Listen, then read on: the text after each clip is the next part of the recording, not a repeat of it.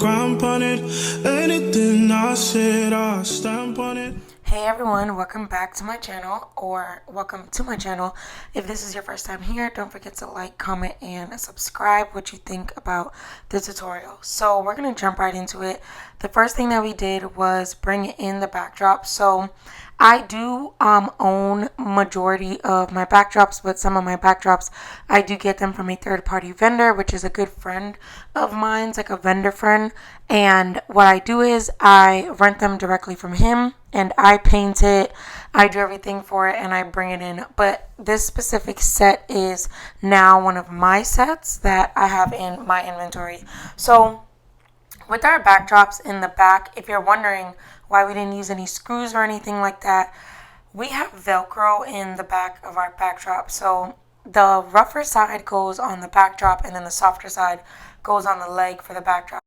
So because of the Velcro, it makes it super easy to transport and set up and break down our backdrops. Please do not mind my daughter with this skeleton. She was so obsessed with it. But continuing on, and the reason why we like the Velcro is because we don't have to actually bring any screws or any materials to set it up.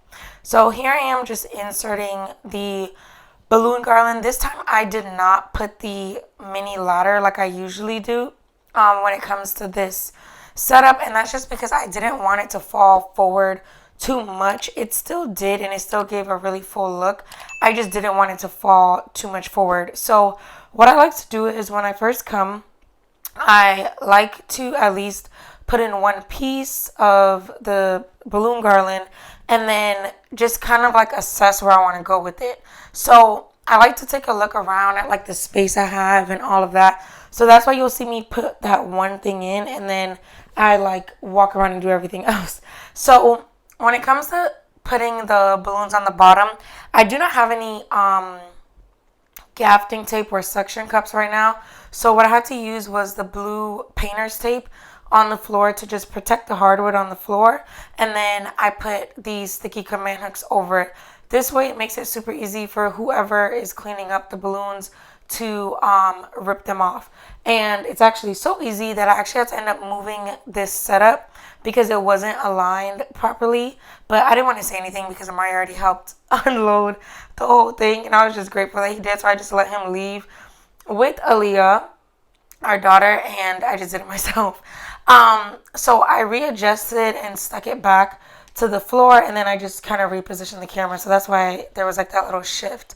So here I am just blowing up little sets of 4, and that's because when it comes to my filler balloons, I used to do all of them, but then I stopped doing that because the sets of 4, I like for them to be a specific size, and I can't really gauge that until I am actually setting it up into the garland. So when it comes to the little sets of 4, I maybe do like, if I do, let's say I do 10 sets of 8, right, for my whole prep per color, right, I would at least do maybe 4 sets of 4, and then the rest of them, whatever I would need, I just do them as I'm there. So I use my little pink pump when it comes to setups like this where I have like 95% of the balloons blown up. Otherwise, of course, I use my, why can't I think of the name of it? I use my Air Force pump, the big one with the foot pedal. But because I'm just doing the little ones, I don't make a big deal out of it. So we're just trying to fix this dessert cart. The dessert cart is also from my vendor friend, Dream Props MIA. If you want to follow them on Instagram, they sell or rent backdrops and also prop items as well. So we propped the skeleton up, and it was really weird because the skeleton just stayed there. Like, we didn't even adjust it or anything like that. So here I have my second piece of the garland, which I actually came with these garlands already attached and set up, and I like to do that because it's easier to transport them. This specific setup, I used a 5x8 trailer, and although it is spacious, the room gets taken up very quickly if you keep them in the mattress bags, which you'll see what that looks like when I walk by with it later on. I took my shoe off because I thought there was a fly like trying to murder me, so I just left it. It actually wasn't a fly, it was like a mini wasp. So continuing on, so I had another piece of garland as well that I prepped, and honestly, if I have to be completely honest, my eyes just know what to do and where to put things. So that's why when it comes to prepping things, it's very easy for me because I mentally know what I need, because a lot of times people are repeating these setups over and over again. So those are the really large mattress bags. They are from U-Haul. I like to make sure and double check the U-Haul website because sometimes you'll see people have them for like $8, sometimes they're $4. It all depends on the location.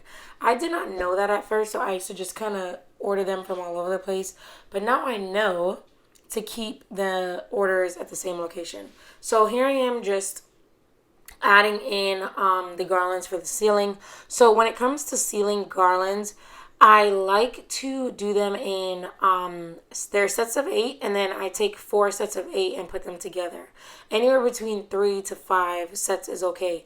And the reason why I'm doing that is because the garland is not going to go straight. So I want to be able to manipulate the direction of the garland by actually making sure that I'm keeping the clusters basically condensed and then putting them together the way I want them to be put together. So this way I can move and adjust it without actually having to drag it.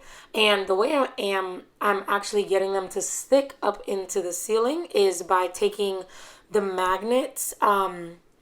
They're like the magnets from Amazon. They come in a hook or a loop. The hooks are cheaper, and that's what I'm actually using here, just because it wasn't something that was going to be manipulated with, because obviously it's in the ceiling. So once it's up there, it is up there. I apologize now if you can hear my dog. I'm not sure if you can or not. But yeah, so what I'm doing is I am taking the magnet, putting a 260 on the magnet and making a loop and sticking the magnet to, if you look really closely, those lines in the ceiling are the magnetic parts where I get the garland, well, the magnet to stick to. So what I do is, because there's a loop, I stick the magnet first and then I loop it around the cluster of 4 or 5 sets of the sets of 8. So I know I sound like I'm like talking like a lot of math, but the rule of thumb that I try to explain to people is I either make sets of 4 or sets of 8. And the sets of 8 can be a variation of all 11-inch, or it can be 7 11-inch and one big one, which I call like the 16, 17, or 18-inch. Or it can be 2 big ones or 3 big ones, but that's my set of 8. And then I take my sets of 8 and put them into garlands of sets of 4 or 5 or whatever the case may be. So if you collect these all together, it's probably like 16 sets of 8, but like I said, I condense them into smaller portions. So all I'm doing is, like, the reason why I keep going up and down is because I'm just taking additional magnets, and wherever the garland basically laid on the ceiling, I just added it in. And then wherever there's a gap, I just take a set of 4, one of the ones that I have prepped already, and I just twist that into the garland. So don't get me and Kim started with this cart today, okay? Me and Kim are going at it all day because Kim always gets me. Kim is like the nicest person on earth. So even though I'm just here to do balloons and backdrops, magically I end up setting a whole bunch of just other stuff up. And she knows she could get me every time, so she has nothing to worry about. But other people, I do not do that for. I do not do that for. If you do not pay me a coordinating fee, it's not happening. Kim don't got to pay me nothing. Kim just got to pay me for my stuff, and magically, I'm there for like 5 hours. Keying. If you notice, Amari never stays at setups where Kim is at, because all we do is run our mouth, and he doesn't want to stay there for like 5 hours. So that's why he always leaves. He runs away from us because we just don't stop talking. But I had these little like marble balloons, and they are so old, like from 2020, and they were from Amazon. And I'm shocked that even the balloons even blew up. But the thing is, I couldn't get this like specific color combination again in time. So that's why I just was like, you know what, I'm gonna just pray to God and put them in there. So usually it's white with black, but these were black with an off-white that looked like a tan, which obviously matches perfectly with the setup that we have going on. Now, I will say, with this setup, we were a little bit all over the place, and I feel like this happens to us every time we have a lot of time to set up. We have no like rhyme or reason with these things. We just like start doing a bunch of stuff and just end up all over the place. So the client is actually our friend. So she's my friend from high school that I've known from like years ago, and then she's also good friends with Kim. So it was like the perfect combination, and she kind of let us do whatever we wanted a little bit, so that was great. Perfect kind of clients, right? So her family was there helping, so that's why you just see a bunch of random people walking around, and they were literally helpful. Like usually the family members, they just come and take up space, but no, they were helping for us. So what we're doing here is we're setting up the letters. So with the letters, we're just putting U dashes on the back of them. But the thing is, those U dashes, I don't know if they're made of Jesus or Hercules strength. I don't know what it is. Once they're on, if you try to rip them off, 9 times out of 10, the wood letters are going to break. So what we did was we used the stencil from the same vendor, Dream Props, and that was the stencil he used to cut it out of the laser cutter. So we had to stick that onto the backdrop and then stick the letters in it and then rip off the stencil. So it sounds like a lot of work, but it's worth it because you don't want to end up not having it straight, especially because with these letters, there's so many, because it said 2 boos are almost due. There's not a lot of wiggle room for these letters, so you want to make sure it is literally perfect. So now I was over there in the corner bumping my gums and setting up the candy, like the candy cart, and they had like candy apples, like banana pudding cups, and like little random candy. We tried to fix it, but Kim is like super OCD, so she went back and fixed it anyways. So I don't know why I wasted my time doing it, because she was gonna go back and fix it regardless. But I tried. I at least took everything out of the box to see what acrylic risers we needed. So as we were like going through it, the boxes were driving us nuts. And I feel like that's what was making us feel like we had so much more work to do, and we really didn't. We just needed to move those damn boxes. So you'll see like we start like just ripping through the boxes, because the thing is, the client, she ordered majority of everything. And like I said, she's like a friend of ours. So we did things that we usually wouldn't do for other clients. So we let her order majority of everything, and she ordered everything perfectly. It's just that she wasn't here to tell us what was in what. So we kind of had to open up everything. So what we did was we opened everything, and then we figured out where everything needed to go. So that really helped a lot. And then we started to just get rid of the trash. So if you're doing a setup, the best thing you could do is open everything from ahead of time at home and use those clear bins to label them and say what's in them. And a really good idea that I've seen a client do before is, like they did it for the planner, they actually used the photograph from Amazon to stick it on the outside of the container bin, so we would know not just from the name but the picture of what was inside. So that's something to really help with. Like here I'm just screwing in the like acrylic risers from Amazon, and I don't own any of these things. I get a lot of questions about like what's in my inventory. These are not things that I own or deal with, just because I feel like they're a lot of work for me to maintain, and they're not always the most sturdy and most reliable in the sense of like to continuously reuse. So I just don't feel like it's worth the investment, and then all I'm doing is taking up space in my storage for things that I could actually be utilizing and using. So I just keep it to backdrops, balloons, and we have bounce houses obviously, and we have a ball pit and the balls for that, but those things are very easy for us to store, so that's not a big deal for us. But when it comes to like little tiny items like cake risers and acrylic risers, things like that, we do not keep. We also do not keep any like themed decorations or anything like that, because let's be for real, like if I like when I get to the point and I have a warehouse again and I have like a huge space where I can neatly organize these things and store them away, or even if I just have a huge attic that I can put these things in, maybe I won't mind so much. But to be honest, with event stuff, everything is so trendy and everything goes out of style so fast. It makes no sense to keep these things and try to keep a hold of it, because all it will do is take up space and stress you out more than anything. So we're just here still taking stuff out the boxes. There were so many boxes, but that's why we look like little rats, like going around, because we're like, okay, like what do we need to do? And then we start to remove the boxes, and it got easier and easier over time, I promise. So now I'm back to the balloons, and that the reason why I took a pause is because I was waiting for the couch. You can't really see it here because Kim is blocking it. I don't even know what she was doing, but that was a different couch. But there's the couch.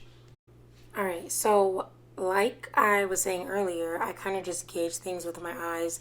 So remember when I attached the garland and then I just had it loose? That was because I knew the couch was coming. So with the couch designs, I never actually put balloons behind the couch. What I do is I attach the balloons to the backdrop as well as the legs of the chair. And what that does is it allows the balloons to have enough tension to basically stay stiff so that I can lean forward. If you want like more security, if this was like something outdoor, I would definitely suggest to put a lampstand behind of the couch, because when you put the lampstand, what that'll do is it will give like a little piece of structure in the middle, and that way the balloons won't fall backwards when you're adding them on. So what I did was I started to put the 5-inch and stuff and like a little bit of the cobwebs just to get an idea of how big and how high I wanted to come up with the garland. I'm sorry for the obscured view, but the thing is that it was so wide and I was moving around so much, I just put it in the back of the setup. So that's why I kind of just keep disappearing in the midst of it. But anywho, so what I do is I always save the 5-inch, but because I'm putting the cobwebs in, I'm trying to put at least a little bit of cobwebs to see how much 5-inch I really want to put in, because then I'll know how much 5-inch I have left for the actual pieces of the garland that's like exposed. But here I was gonna put it on the backdrop, but then it took it like too overboard and it made it like a little bit too Halloween spooky-ish. So I'm putting this all on to just eventually just rip it back off.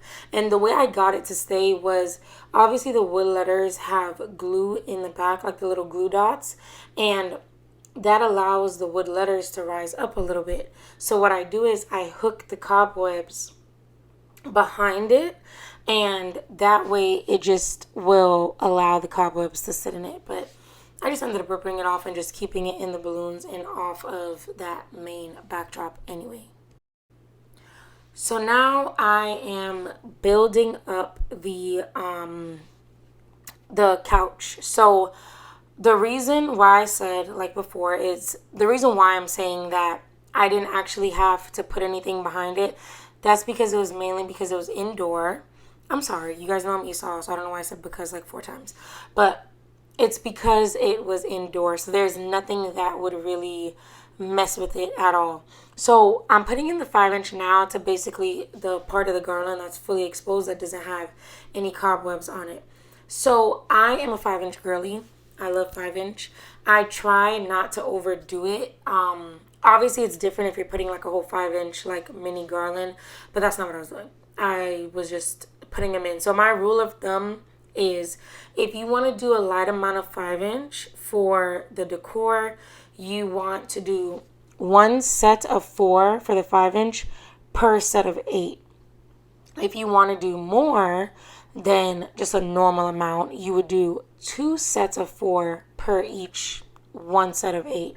So if you do 10 sets of 8, like I used the example earlier, you want to do 20 sets of 4 for the 5-inch. So that's how I just gauge it. But if I want to go really crazy with the 5-inch, like for something like a wall where I know there's like a lot of gaps and I don't like for there to be any holes, then I always do an excessive amount, which is like not really 3, but maybe like 2.5 to per 1 set of 8. I know it sounds like I'm saying crazy math, but I promise you it makes sense. If you just write it out, it will make sense. So now I'm just fluffing out the bottom. So when I fluff out the bottom of the garland, what I do is I basically make a mini garland similar to what I made in the ceiling. So I take anywhere between 4 sets of 8 and 6 sets of 8 and put that into a garland. Then what I do is I make a circle. And when you make that circle, it allows it to basically be like elevated. That's one way. Another way is to build it like a pyramid. If you have 5 sets of 8 that you're going to be using to put at the bottom, what you would do is take 3 sets of 8 and put that in a straight garland.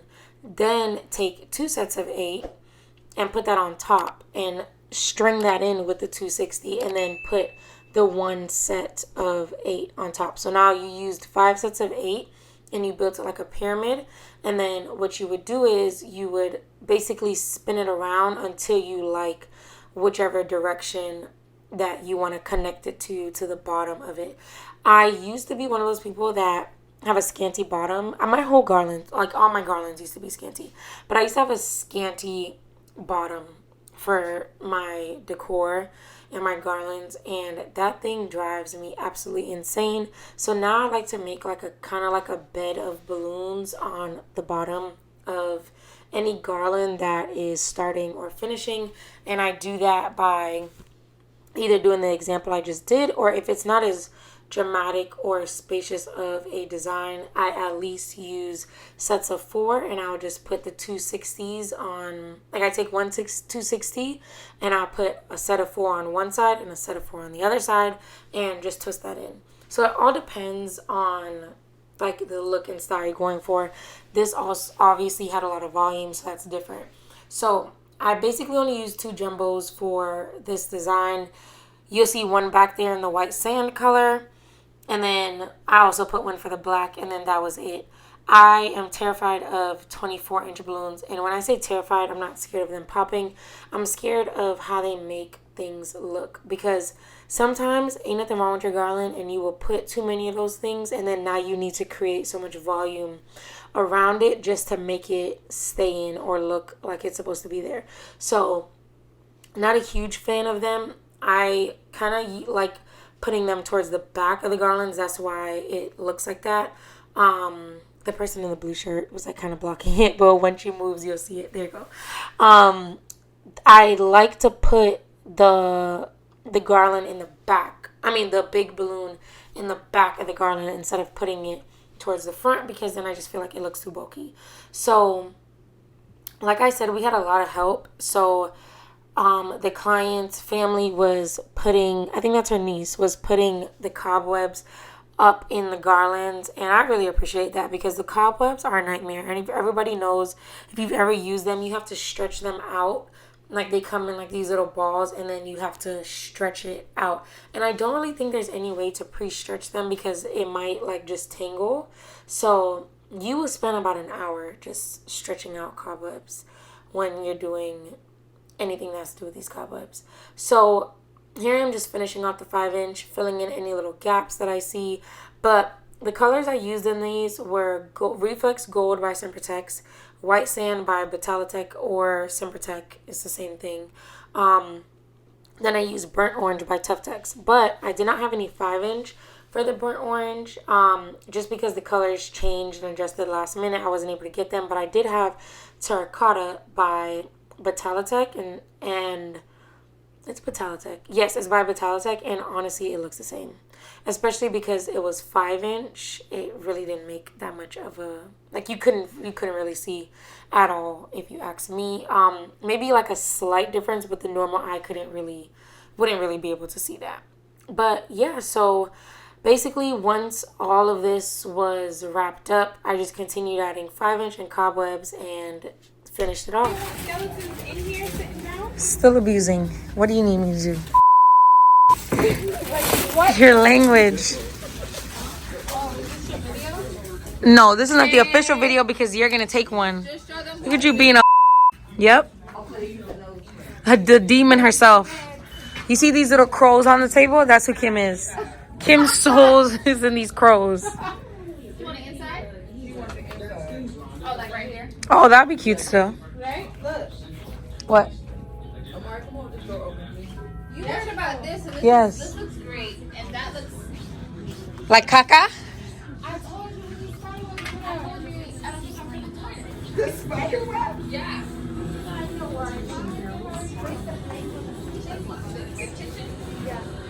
What is that? But I need What's a that? small plate, aluminum plate with water. So that Oh yeah, you do.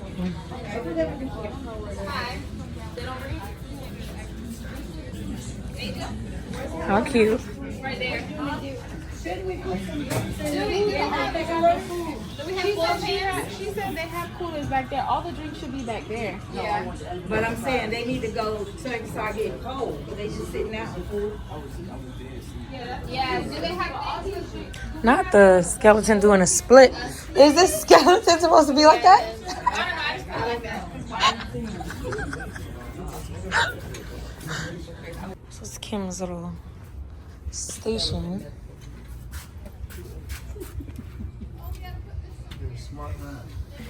Okay, what'd you say now, Kim?